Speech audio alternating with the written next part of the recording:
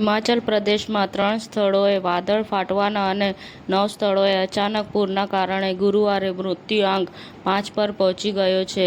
અનેક ઘરોને નુકસાન થયું છે. બચાવ કામગીરી ચાલુ છે. એક્સિયોમ 4 મિશન શુભાંશુ શુક્લા અને અન્ય 3 અવકાશયાત્રીઓને લઈને ડ્રેગન કેપ્સ્યુલ સફળતાપૂર્વક આઈએસએસમાં પહોંચ્યું. વિદેશ મંત્રાલયે સમજાવ્યું કે ભારતે ચીનના સંયુક્ત એસસીઓ નિવેદન પર હસ્તાક્ષર કરવાનો ઇનકાર કેમ કર્યો. ફોન પે અને એચડીએફસી બેંક લોન્ચ કરશે બ્રાન્ડેડ ક્રેડિટ કાર્ડ.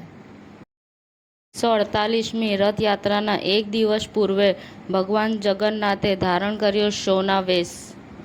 અમદાવાદમાં ન્યૂ રેસ્ટોરન્ટ યુનિયનનો પ્રારંભ. યુનિયનમાં પ્લાન્ટ બેઝડ, મોડર્ન અને કોન્શિયસ સ્વાદનો અનુભવ મળશે.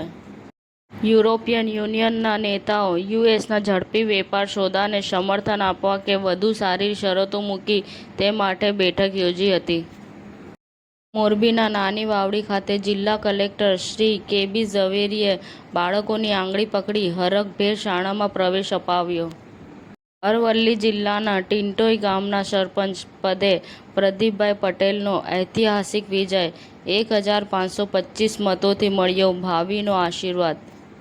અમદાવાદની ભગવાન જગન્નાથ રથયાત્રાની 148મી નિમિત્તે એકતાના રંગમાં રંગાયું. મહેમૂદ બુખારી દરગાહના ખાદિમ સન્માન સાથે એકતાની પરંપરાનું દ્રશ્ય ક્ષમા પ્રતિબિંબ પ્રગટી ઉઠ્યું.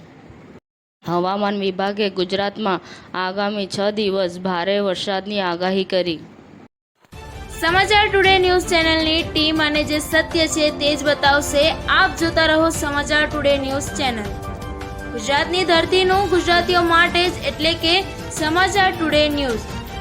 અમારી સમાચાર ટુડે ન્યૂઝ ચેનલને લાઈક કરો, શેર કરો અને સબસ્ક્રાઇબ કરો અને જોડાયા રહો સમાચાર ટુડે ન્યૂઝ ચેનલ સાથે.